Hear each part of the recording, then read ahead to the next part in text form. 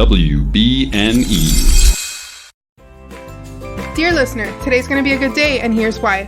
Because today is the best day ever. I'm Becca. And I'm Eni, and this is Sincerely Us, a podcast for the casual musical theater fan. Hi, Eni. Hi, Becca. How are you? I'm good. How are you? Good. I'm nervous. Why are you so nervous? Because we'll get to it in the episode, I guess. Okay. I think this is going to be the fastest we'll ever get to a topic ever. Okay, well, no. Let's hone in on what you're nervous about. Okay. Why are you nervous? Because, okay. Here, let's get right to the topic. Because today we're talking about Spongebob the Musical. I think it's SpongeBob SquarePants the Musical. I don't know. And the reason we're talking about SpongeBob is because this originally was going to be our cats episode. But you and I had a long conversation about how we didn't want to cover cats because we didn't want to be negative. Yes. Because we try really hard to be positive on the show. And even though we don't like everything, we still try to find positive things about it. And so we were like, well, people really liked SpongeBob the Musical, so we should cover that. It's on Prime. We're supporting professional recordings of things, which is something we're very passionate about. Professional recorded stage live shows. Right. And so we were like, win, win, win, win, win. Except I didn't like it at all. But that's okay. You don't have to like you said earlier, you don't have to like everything that we listen to. And I'm going to be honest, I'll get into it, but it's definitely not my favorite thing I've ever watched or listened to. I'm pretty sure I liked it more than I would have liked Cats. I still haven't watched Cats. So I mean, they have human hands in cats. I'm so glad I've spent the last 6 months defending this movie that was gonna come out, and then I didn't even go see it. The greatest day of my life was you and I talking on the phone, and I was like, okay, when are we gonna go see Cats? And you just went, and I was like, oh my god, do we not have to see Cats? I know. Anyway. It made me so happy. So yeah, we're not covering Cats. We're not covering friends. Cats. Just because I don't want to make fun of something. No, and I agree with you. I also don't want to spend an hour just hating on something, because that's not what this show is about. This show is about celebrating musicals and celebrating live shows and musical theater in general. Okay, so first of all, I grew up watching SpongeBob. I am a huge SpongeBob SquarePants fan. I know I've talked about it on the show before, where I got the complete season 1 on DVD and forced my dad to watch the entire thing in a day. And I was really excited to watch this. I really was. Yeah. There's certain songs that are very catchy. Best Day Ever, Bikini Bottom Day. Any time SpongeBob was on stage, I was captivated. Yeah, see, I totally agree. As someone that didn't grow up with SpongeBob, I wasn't allowed to watch SpongeBob growing up. So I didn't get any of the SpongeBob jokes until Vine. Oh, wow. So, yeah. Because all of my friends knew I didn't watch SpongeBob, so they just were didn't make the jokes around me. I didn't get them. So I definitely liked SpongeBob the best. And I think that has a lot to say about Ethan Slater. Ethan Slater is insanely talented. Oh my god, you would never think he's that flexible. Also, after watching it, I heard him actually speak and sing outside of his SpongeBob voice, and I was just blown away. Oh, really? At how different he sounds, not in character. Yeah, so I did watch SpongeBob. I got all of the SpongeBob jokes and all of the SpongeBob references that were thrown in the show, which to me were great. I thought at one point Patrick does is mayonnaise an instrument? And I know that from Vine. And Plankton says he went to college, and all of the little jokes at the end, Plankton and Mr. Krabs are yelling at each other and allegedly cursing, so all you hear are the dolphin noises. The dolphin noises? Yeah. And so for me as a SpongeBob fan, that definitely hit where it was supposed to hit. I just honestly could not care less if Ethan Slater was not on stage. Yeah. It didn't keep my attention. And I even went back, because we watched this yesterday, and I went back today and I listened to the cast album. Yeah, I noticed we're friends on Spotify. Okay. I went and I listened to the cast album, and it was the same thing, because obviously I was listening to the cast album while I was working. And any of the SpongeBob songs, I was like super like bopping my head and like I was into it. But like any other song, I was just not. Yeah. It couldn't keep my attention. I had a hard time with Plankton. And this has nothing to do with the actor. I think it has much more to do with the writing. I was very bored with him as a villain. I liked the joke at the beginning with his reveal when it's the little stuffed animal.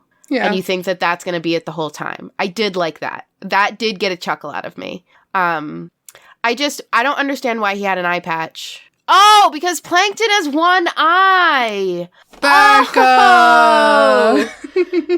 Sorry, editing Eni. I just peeked so hard. But, like, I did not... the whole time I'm like, why does Plankton have an eye patch? This is so stupid. He's not Patchy the Pirate. I love that Patchy the Pirate was in this. I did like that, too. See, because so the little things that I knew about SpongeBob, like the karate thing, and, like, I know the basis of SpongeBob because I've seen a couple episodes, but I guess I just missed the humor of SpongeBob because I didn't grow up with it. And, like, I feel like I have a hard time with a lot of the jokes and stuff that our generation tells because a lot of our generation's jokes come from the SpongeBob sense of humor. And because I didn't grow up with that. It's a giraffe. Oh my god. SpongeBob was so good. I'm so sad that you didn't watch SpongeBob growing up. I wasn't allowed to watch Nickelodeon at all. Oh wow. I was only allowed to watch anything Disney. My mom just didn't like the humor, I guess. My parents were very strict in that regard. But the way that my mom talks about it is that I wasn't allowed to have a TV in my room and I wasn't really allowed to watch TV a lot.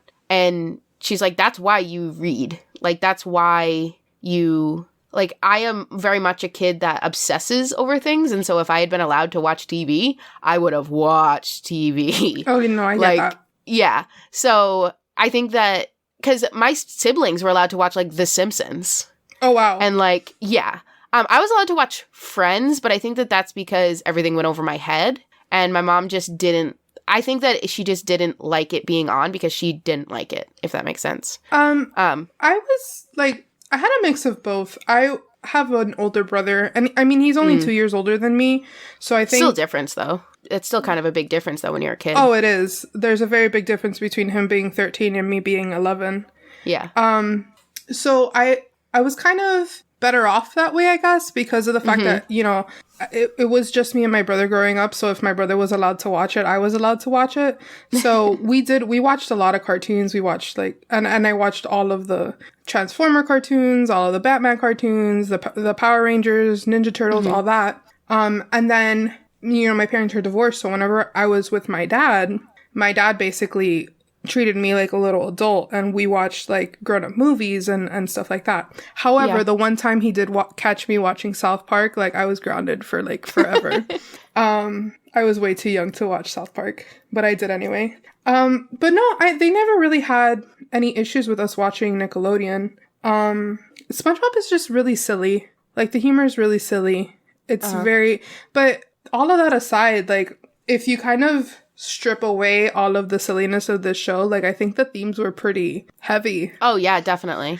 You know, it's the whole thing of this show is that there's this impending disaster about to happen in Bikini Bottom. And coral warming was one of the jokes. That was funny. That got a laugh out of me, too. Yeah. And it just kind of shows the way that society handles, you know, this doom, at least Bikini Bottom society. So the first thing they do is blame the person that's different, Sandy. Yep. When that doesn't work, they blame the government, and then the government blames the media. And I was just like, this is a kid's show? Like, is this what's happening right now? You know, Larry the lobster ends up, like, arming himself with a jellyfish gun. I'm just like, what is happening right now? Yeah, the second half got wicked dark, wicked fast. Yeah, it did. And then, you know, on top of all of that, you have SpongeBob who's having, like, an identity crisis because he wants to be the manager of Krusty Krab, and everyone's just telling him he's a simple sponge. I liked that song. Well, again, Ethan Slater's insanely talented. I know. He was the only thing I really knew from this show, just because of my friend Brie they always talk about the show. They love the show. And I knew of him, and like when we did the Thanksgiving episode, I had seen the Bikini Bottom Day one, which I like Bikini Bottom Day. I think in the actual show it goes on way too long. I'm like, this is a long it's the intro whole intro. I know, but I'm just like, because I was used to the one from Thanksgiving Day Parade. Oh yeah, it's cut a lot shorter. Yeah, and so I was like, is this over yet? Oh my god. But I do think okay, so one of the things I really like was how the costuming didn't fit gender norms. There were a lot of men in skirts. Like a lot. I loved everything in this show besides the music. Which is insane to me because I looked up the list of people who helped write the music for this show, and I was just like, I should love all of this. And somehow I just like, for the most part, there are a couple standout songs for me, but for the most part, this isn't a cast album that's going on my theater playlist. Right. Yeah, it's probably not going to get added to... Simple Sponge might. I'm going to have to listen to it a couple more times. I like Simple Sponge, and I liked BFF. The that one was SpongeBob okay. and Patrick song was cute. It reminded me of Two Player Game. Yeah. Makes sense. Which this came first, so. So I love the costumes. I love the sets. I love just how they made everything work. And again, we're talking about the live show that they did for Nickelodeon. I'm not sure how much it differs from the original Broadway like production. But that's what we're talking about. That's what we watched. I just like the company people, like just extras coming out and like pointing literally with arrows and like bringing props out and hiding behind props. Like it just seemed like such a, I don't want to say low budget because obviously it's not low budget. Like everything's really pretty, but it was just such a like. It was a kid show. Yeah. Like that's not bad. My favorite show's not at freaking all. Lightning Thief. Yeah, like, I am not saying this in the negative at all. I love the fact that like they would come out with a board and it was like the pineapple like print, and then they flipped over and there was SpongeBob sleeping. Like it was just the way that they did everything was so simple and clever, and I loved all of the technical aspects of that. And the fact that the composer is like that's part what I was just of gonna the say. show. Oh my god. As so someone good. who is a stage manager, the whole time I'm like, they must have like, so when you do props, you have to have a list of where every prop gets set before the beginning of each scene and everything that needs to be set in certain places. I'm like, that poor stage manager must like, because before the cast even comes in, you have to go around and check everything. And I'm like, that poor stage manager. And like, I want to see inside the conductor's area. I want to see like where everything was sat and if there's someone next to her handing her props, because I assume there is. And like, I want to know all the inside stuff. I feel like she didn't, because it was a she, right? That we know of. Yes. She was handed stuff more than her actually handing them stuff. Like, it was just like something would happen and then SpongeBob would throw it at her or Squidward would throw it at her. I loved Squidward. Loved Squidward. The only thing that I had seen of this show before we watched it yesterday was the Squidward number where he tap dances. Oh yeah, I think you told me about it in the Thanksgiving episode. I did. And see, I remembered. Proud of you. Thanks. And like I remember getting like halfway through the show yesterday, like, when is he gonna tap dance? I just want him to tap dance. And it was so cute. I loved it. I really liked the legs thing. In The Lightning Thief is the similar thing with Grover. He has like goat feet attached to his side. Oh, okay. So I was like, oh, that's a shtick I like. I was like, that's clever. I also rewatched that scene like 2 or 3 times because of his costume change. Because it like blew my mind, but then I realized they literally just put a jacket on him and a hat. I'm like, oh, he's wearing the same pants. That makes a lot more sense. It just, the jacket looks really good. Change that with 4 legs. Yeah. That guy was really talented too. Yeah. Honestly, like, I liked everyone's voice just fine. I thought Mr. Krabs was great. Pearl was great. I honestly can't complain about any of the voices. I don't know, the story didn't catch me as much as I thought it would. And that's me being, like, actually a SpongeBob fan. I just think that because SpongeBob is a show that takes place over 22 minutes, I think that they tried to put too many things in at once, which makes sense, because it's a 2.5-hour show. but I just felt like there were too many storylines that didn't make sense. And because I've seen a couple episodes of SpongeBob and I liked them, but I just felt like the storylines in SpongeBob are so simple, and this one was just too complicated for me. There was too much going on that I just was like, wait, what? Yeah, I was explaining it to Linton and Saggy yesterday, and they're like, what's going on? I'm like, well, you see, there's this volcano that's gonna explode, and it's gonna like ruin Bikini Bottom, so they're trying to buy this bus so that they can all get in the bus. But right. Plankton's really trying to get them to buy the bus so that he can hypnotize them so that they can like Chum Bucket, I think. And I'm just like, there's a lot going on. Like, I was just so confused the whole time. I was like, what is happening? Like, the SpongeBob Sandy storyline made sense. The Patrick storyline was weird. I didn't get it. I totally got it. Like, I know who the sardines are because they're the meat ones, right? Yeah. So I thought that was cute. I thought that was reminiscent.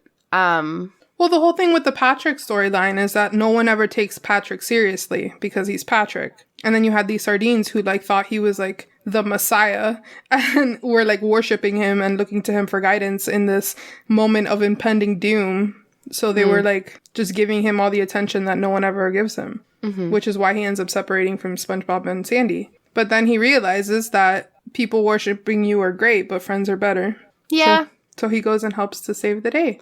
I think, and this isn't me crapping on the character. I just think I don't like dumb characters like that. I get you. So I think that's where I had an issue with that. Like, my favorite show of all time is Friends. No matter how problematic it is, I still love it. And I hate in the later seasons how dumb they make Joey. And the same thing with Boy Meets World, how dumb they make Eric. And so I think that I have like a chip on my shoulder against Patrick, and maybe that's why I didn't like it. But I love SpongeBob. I think he's such a great character, even in the show. Yeah. Like, I think no matter how silly he is, he's like very hardworking and super kind positive for the most part. Yeah. And it's funny because like we're like, this is going to be a positive show. and we didn't maybe like it as much as other people have. But ultimately, SpongeBob is just like super positive and super hardworking. Yeah, absolutely to a fault. And super hardworking and a great friend. And I think he's a great character. I love what they did with Sandy. Yeah, her having an afro instead of the spacesuit was cool. Yeah. That was really cool. I love that whole storyline. The whole, like I said, like they're in this moment of crisis, and the first thing that they do is blame the person who doesn't belong, who's Sandy. She's a squirrel that's living underwater, and then she's the one. This is a gill zone. That was really funny. Yeah. She has lungs. And then obviously she's the one that saves the day, or at least has the idea on how to save the day. Yeah, she's such a good female character. She is. And then you have the mayor. The whole scene when the mayor's like, oh, we've, come to the conclusion that there's an impending doom. So we've formed a committee to come up with a plan to think about possibly. And I was just like, wow, this is like, it's really funny. Yeah. So true. Yeah. And as much as that this is a kid's show, like those are jokes and stuff that are for the adults. Yeah. What else? The Mr. Krabs and Pearl storyline was cute. I don't think it was necessarily necessary, but necessarily necessary. Words. I thought the electric skates thing wasn't awesome. However, they were so talented on those skates that I was like, I'm okay with it.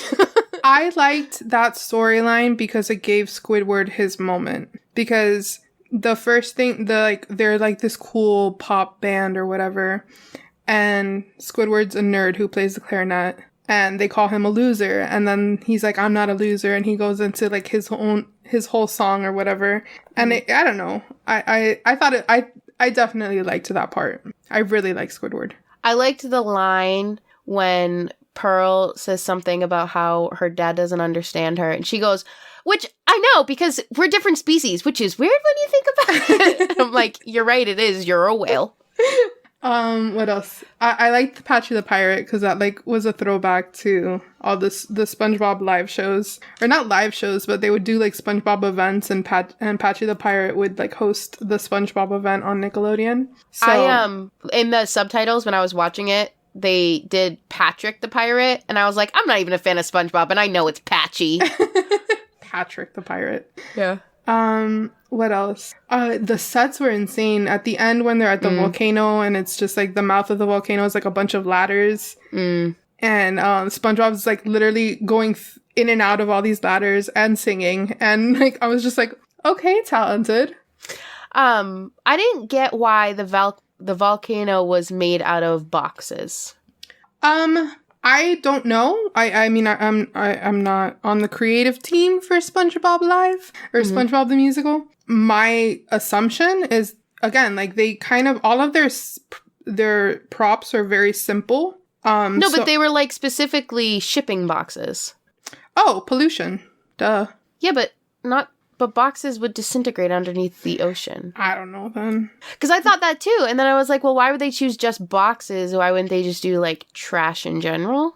I don't know. I'm confused. That whole them walking up the volcano was cool too.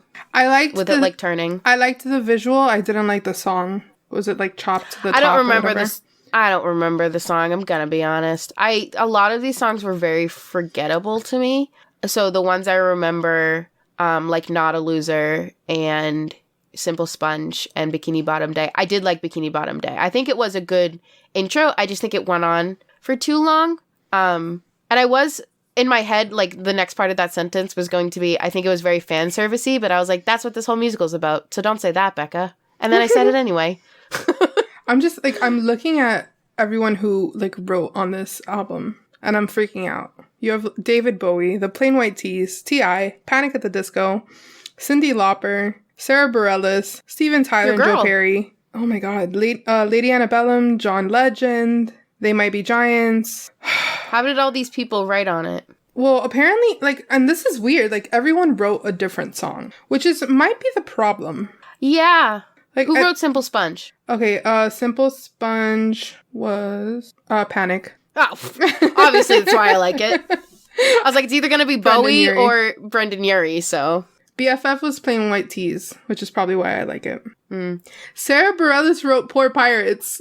Poor Pirates, P-O-O-R. That's been stuck in my head all day. I like that one, too, because they were like, because it was the play on words that was like, R something. Yeah.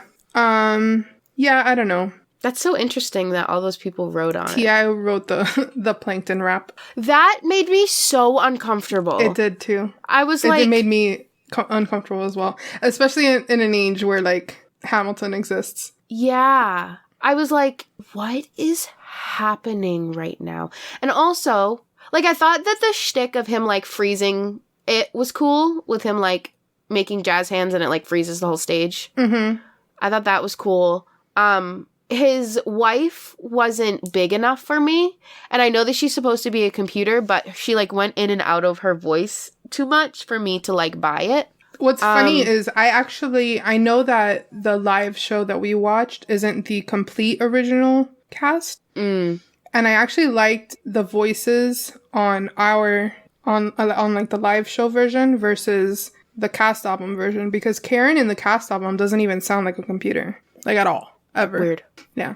John Legend wrote the I Guess I Miss You, which is oh yeah, that one was cute. That one was cute when Patrick realizes that he misses SpongeBob. Yeah, and they're doing the thing where they're like moving across the stage at the same time in different different like that was cute scenes. I didn't like Patrick's costume at all.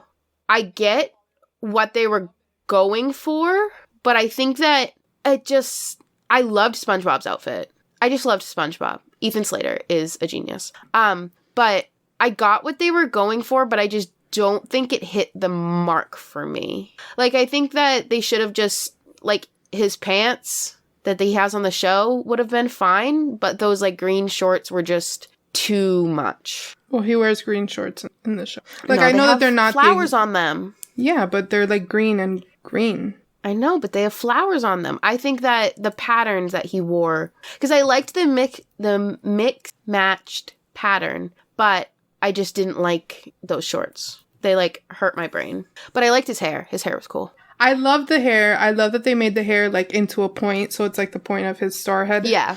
Mm-hmm. I get what you're saying about the shorts. I mean, the shorts were green and he was wearing pink. I wasn't mad at it. I don't know. I don't really have much to complain about other than like keeping up with the story, or at least the story keeping my interest.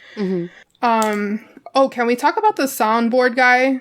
Oh my god, he was my favorite. Wow. He was so funny. I did not expect them to put in all of the sound effects. SpongeBob walking, Squidward walking. Anytime Squidward would just like slouch down, it would make that like fart noise. It was just like all of the sound effects were so good. And then like towards the end, Ethan Slater goes to take a step and like hesitates to like try to trick him. And the guy still gets it when he takes a step. Like it was so good. That was like unbelievable to me. Mm-hmm. I can't talk to you.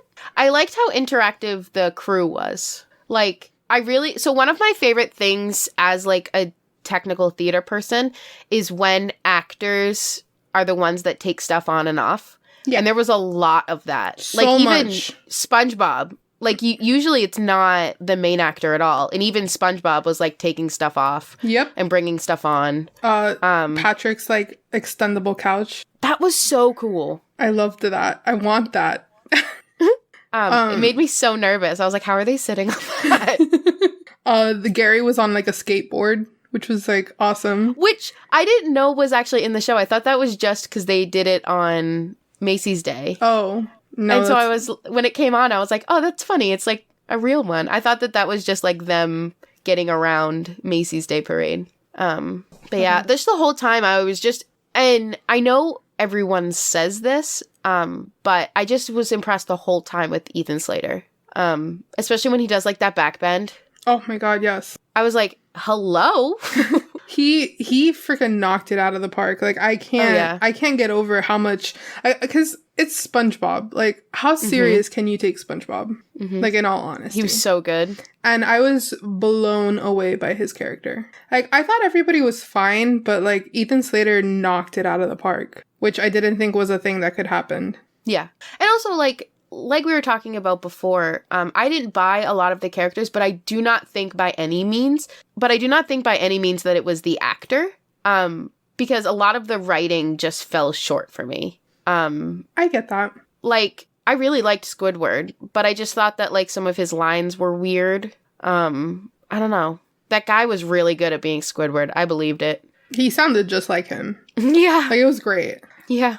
I wish I'd gotten Ethan Slater's laughing more, because that was entertaining. Yes. Oh, is it Hero is My Middle Name? What's the song with the, like, sponges? That the background dancers had, like, the green sponges. It's not Hero Is My Middle Name. I think it... Was it Simple Sponge? I'm pretty sure it was. Okay. I can't remember which song it is. But, like, that whole scene was so cool. They had, like, everybody just all in black in the background, and then... See, I liked the idea.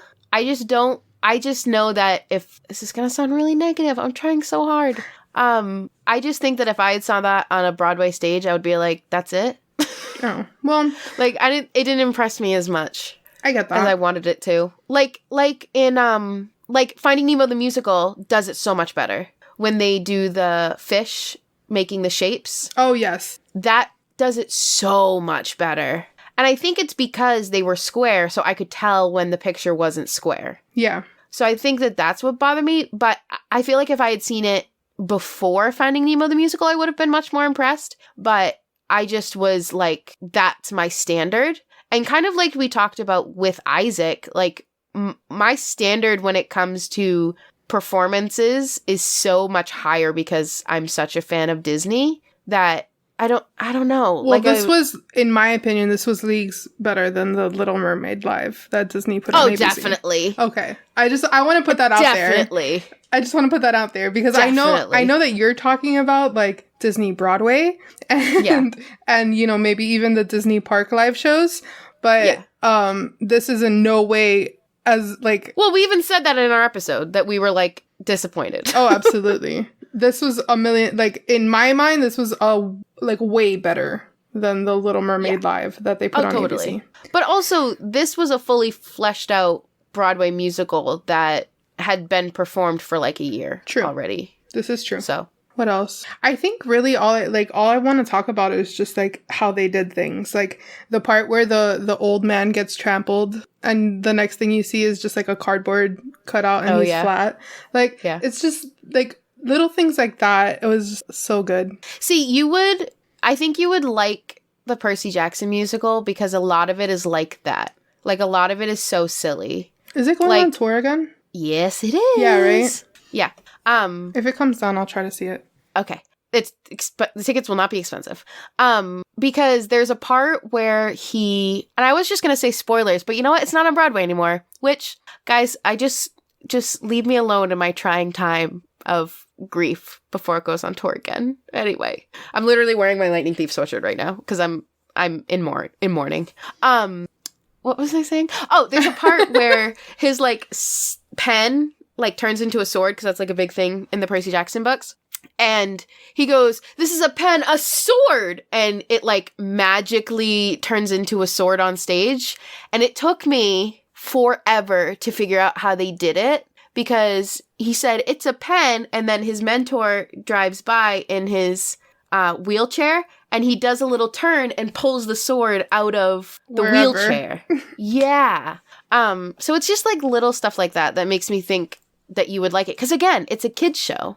Like it is made to entertain kids, and it doesn't need to be this high budget production. Yeah.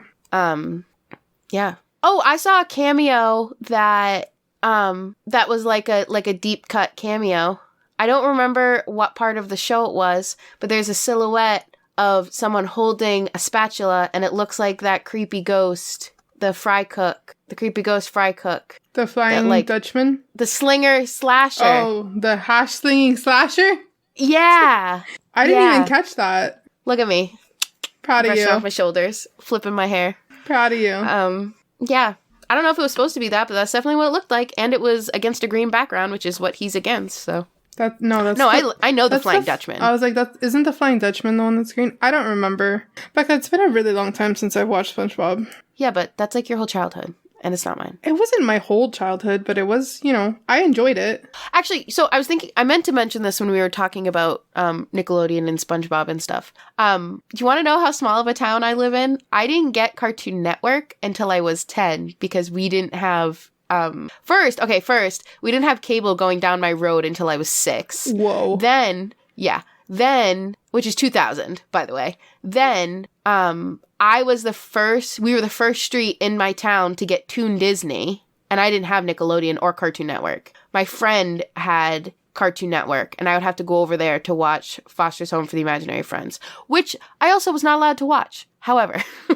I don't think I've ever seen that. You've never seen Foster's Home? Oh my god, it's so good. It's so stupid. I love it so much. Like, I say stupid in, like, the best way ever. I don't know why I love that show, but I don't like SpongeBob because, like, they're very similar. Like, oh my god, it's so funny. I think it's because I had no idea what you're talking about. I never watched that. Oh, I've seen, like, stuff from that, but no, I never watched it. I was not in a Cartoon Network. Well, me either. I can't say that either because I used to watch I used to watch a lot of TV. I watched Powerpuff Girls and, like, I remember Johnny Bravo and Courage the Cowardly Dog and, like, that's all on Cartoon Network. What's Our Real Monsters on? That was Nickelodeon. I watched that. Our Real Monsters was great. No, it wasn't. It was the creepiest show ever and the most inappropriate thing ever. I think I may have seen, like, a couple episodes and that's what I'm remembering because there's no way my parents let me watch that. My mom hated the Amanda Show. Like, Amanda. Bring in the dancing lobsters. Sure. So I was a huge Amanda Bynes fan. Oh, I watched all that was my jam. I watched Nick Jr. and Rugrats. So I was allowed to watch, like, 90s Nickelodeon, I feel like. So, like, probably right around the time SpongeBob came out, she was like, nah, we out. Loved Rugrats. Me too. I loved Rugrats. I had the Tommy Pickles doll that said 101 different things. I think I may have had that too, because that just, like, obsessed was in the back of my head. With Rugrats. And even All Grown Up. I watched Rugrats All Grown Up. No shame. I loved Rugrats so much. Me and my sister had these, like, 3-foot tall flat pillows, and I had Dill and she had Tommy. Or maybe I had both, because she's 14 years older than me. But but I used to like impersonate Dill Pickles all the time because he was my favorite. And it's probably because he was the baby and I was the baby. But I definitely like, okay, so I guess I shouldn't say I wasn't allowed to watch Nickelodeon. I just think I wasn't allowed to watch like certain shows on Nickelodeon because I watched a lot of Double Dare. Love that show. And Hidden Temple. Also, yeah, that's also Nickelodeon. Yeah. Okay. So I did a lot of my growing up. I wasn't really allowed to watch. I should say cartoons. I think that is where the divide Did you went. watch like Rugrats. Clarissa Explains It All? No. Love that show. I've seen one episode of that Gretchen show with the red hair, and she has like the really weird animation. As Told by Ginger. Oh, I was like Gretchen. That show. As Told by Ginger. I've seen exactly one episode, and it's the one where her brother gets lice. Oh my god. Because audience doesn't know this. Edie knows this. Becca has a lot of trauma when it comes to lice. Because I got it like every single year for like 9 years. And like 3 times a year.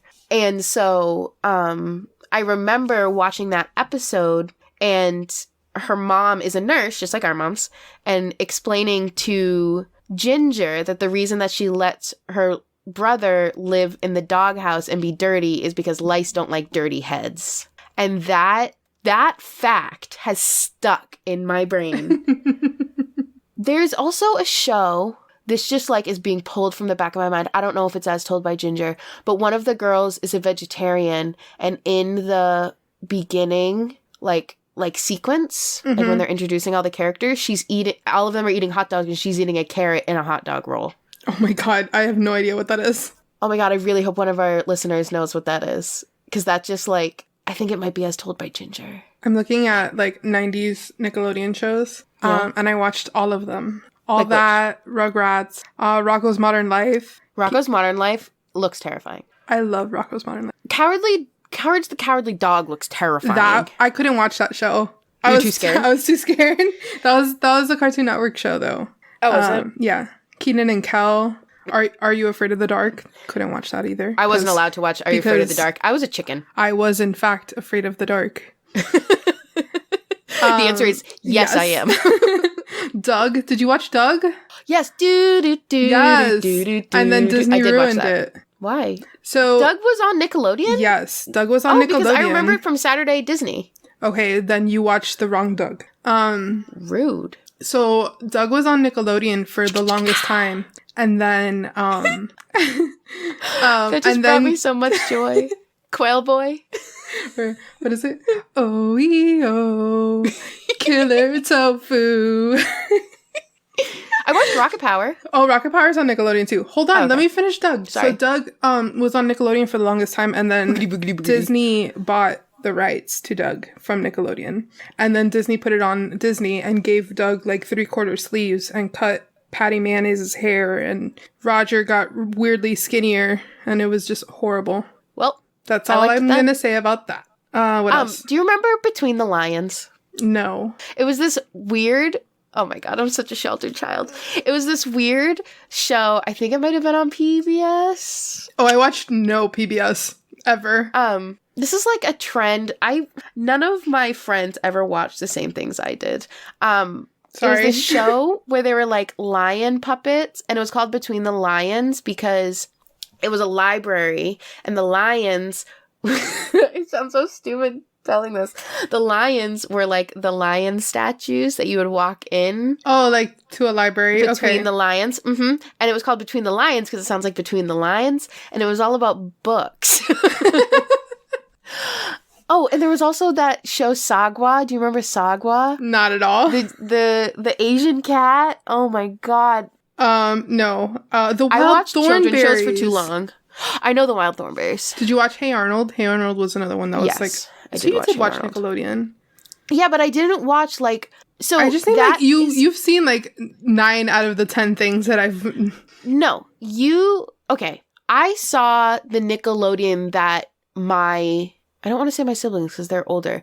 I didn't watch 2000s Nickelodeon. So I didn't watch SpongeBob. I didn't watch any of that because my parents figured out that I was watching TV at my friends' houses.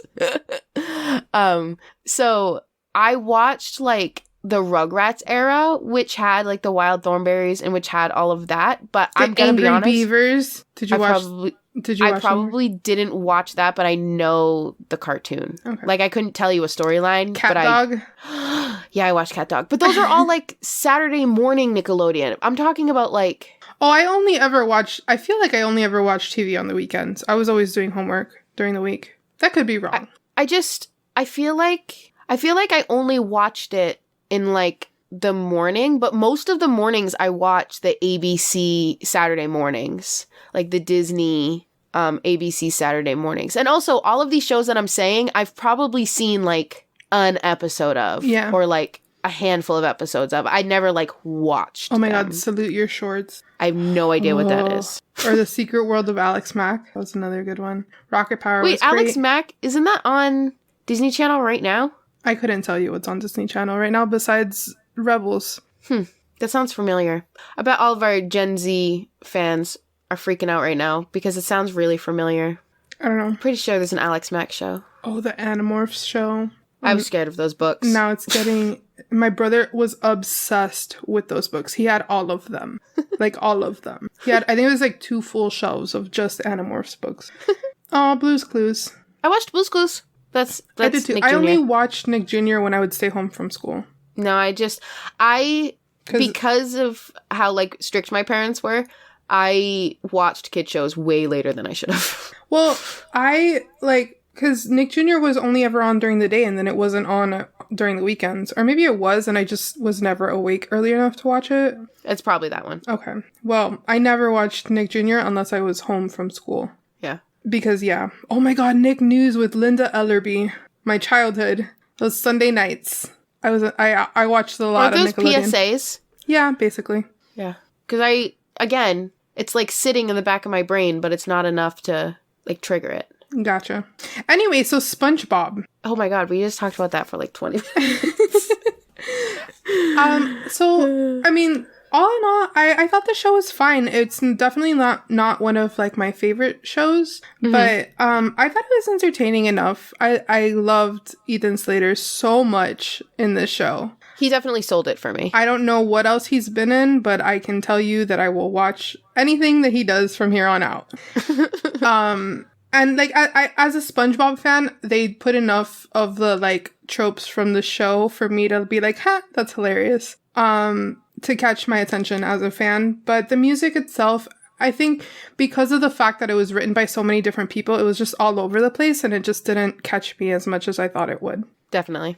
I still think that it's so interesting that they wrote, like, had so many different artists.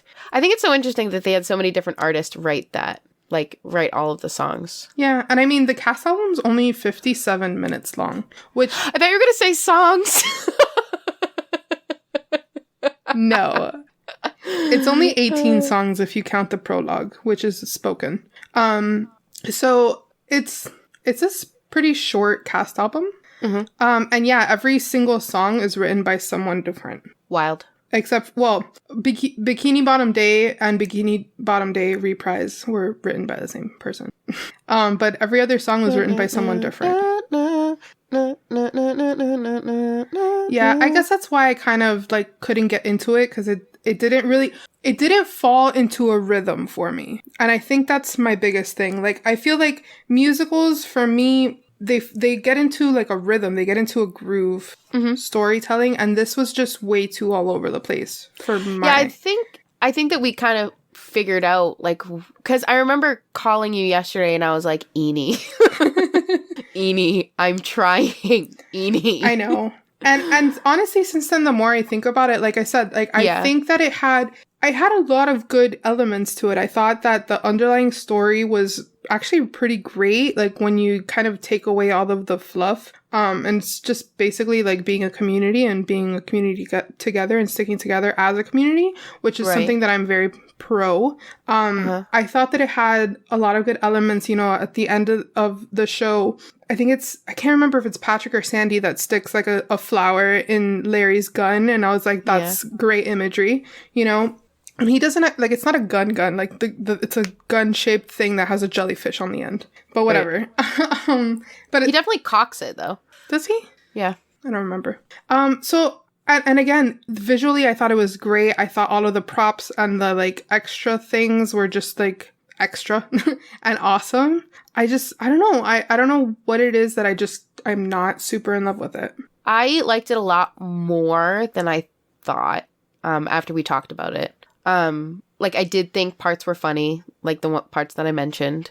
I think that it was overhyped for me. And I think that that's where all of that came from. I feel like it's kind of the same thing with the School of Rock movie, where I went into it expecting to love it. Yeah. Like, I went into it because everyone told me how wonderful it was. And everyone told me, like, even when you posted in our Facebook group, which, by the way, if you would like to join our Facebook group, it is bit.ly/sincerelyfb. It is great there. We have lots of fun. But you posted just a video of SpongeBob, and like 3 people were like, "Oh my God, I love SpongeBob." And I'm like, "Oh no. They're gonna hate us." But I definitely am not as nervous as I like releasing this episode as I was when we first started recording it, just because we try to be so positive. I mean, like, the network we're a part of, a huge thing is that all of the shows are positive and family friendly and stuff like that. And I just was so nervous that I was just going to crap on it the whole time. Listen, as much as I preach love what you love, like, you're also allowed to dislike things. Yeah. Like, you don't have to love everything. Mm-hmm. I am in no way going to shame you for loving anything, because at the end of the day, we're talking about musical theater, which is a form of art, and art is subjective. You know, I know a lot of people who love this show, and I would never be like, how do you love that show? Because that's not what this is about. We are a non-pretentious musical theater group of people. But I mean, again, I'm not saying that this is, you know, Cats the movie. I'm saying that I'm not pretentious. Pretentious statement. I'm in no way saying that this isn't a good show. I enjoyed it. I am happy that I spent the money that I did to watch it. I just, like, it's definitely not, like, my favorite thing. It didn't catch me. I don't know if I'm not their targeted audience. It didn't catch me. And I think that's okay. Definitely. One of our former guests literally changed my life when he said this statement on his podcast. But Ethan Edgehill one time said that if you don't want to finish something, it's okay to not finish it. Like, if it's something you don't like, you don't have to finish it. And that literally, guys, I use hyperbole a lot on this show, but I'm not exaggerating when I say that statement literally changed my life, because I've always been that kind of person that's like, no, I have to finish it. Or like, I don't really like this book or this television show, but I have to finish it to the end. I'm gonna be real with you guys. I'm gonna be 100. I didn't finish the last 25 minutes of this musical. I did try. For like whatever reason, I couldn't push myself to finish it, which sounds bad. But also, like you said, I'm not their target audience, straight up. I don't have nostalgia for SpongeBob. So, like, that is the hugest target audience. Oh, absolutely. But, like, I am the age demographic. I just am not the, like, subject demographic. Oh, and it's completely... Listen, as your co-host, I'm gonna sit here and tell you that's completely fine. You didn't finish it, you didn't finish it. I definitely did, and... Linton and Saggy actually want to watch it, so I might actually watch it again. I mean, I bought it, so why not? Right. And it's completely fine that you didn't like it. Like, I'm not upset. I have no stake in whether or not you like this musical. I would never want you to have to watch something that you don't like. And we're going to review stuff. We're going to talk about stuff that we particularly don't like. I have listened to The Lightning Thief, which is one of your favorite shows, and it's just not my thing. And because no nostalgia. Exactly. So it just, you know, again, musical theater is an art form, and art is subjective. You're going to either love something, or you're going to meh about it, or you're not going to like it. And I don't think we've said anything in this episode that's negative or hurtful to anyone or hateful in any way. And I think that that's good on us. I'm going to pat ourselves on the back on that one, because I know plenty of shows that will sit here and complain and complain and complain and rip it to pieces and point out every single flaw. And that's not what we're here to do. We're casual musical theater fans, and we're fans of theater. And whether or not we liked SpongeBob, Viacom recorded and put this show out on cable television, which to us is such a big deal. Right. And they're taking the right steps that we have talked about so many times about making it accessible to everyone. So that people who love this show can go on Amazon right now and spend $10 and own it for the rest of their life. Well, and like on a, obviously not as intense level, but on a similar level, going with like Marvel movies, Black Panther isn't my favorite movie. I went to go see it opening weekend because to me it was important that I put my money towards stories that usually aren't told. But Black Panther wasn't for me because I am a white person. Like, it was a celebration of Black people and the Black community and the African community. And the fact that it's not my favorite is okay because it's not for me. And that's on like a very much smaller scale. That's kind of how I feel about SpongeBob. This musical isn't for me. Like, it's not for someone that isn't a huge fan of SpongeBob or likes that silly humor, if that makes sense. Oh, absolutely. So, but I am glad that we watched it and we're covering it because of like what you said, because of we want shows to be more accessible, recorded and accessible. Absolutely. So, and also this is going to get kids into theater, hopefully. Oh, absolutely. It's for sure going to get kids into theater. Yeah. On that note, let's start wrapping things up. Okay. We got a lot to say. Yeah, now. we do. If you like our show, please rate and review us on Apple Podcasts. It helps us so much. You have no idea. And also, you might just hear us read your review out loud on the show. This week's review is from Allie. Aw, Allie. Love Allie. And Allie says, I love Becca and Eni. They're such wonderful hosts and are so funny. And they're also my moms. Continue. I'm so glad I found their podcast, and you will be too. You can listen whether you're the most intense musical theater fan or you aren't a big fan at all. Yellow heart. Which, okay, so she calls us her moms as a joke from the Discord server. And in case you missed last week's episode, we've launched our Patreon. You can go to patreon.com/sincerelys to see all of the tiers. And the most popular one is related to that review because it's a $3 tier, which grants you access to our Discord that we share with the other WB&E creators. I'm not exaggerating. I know I exaggerate a lot.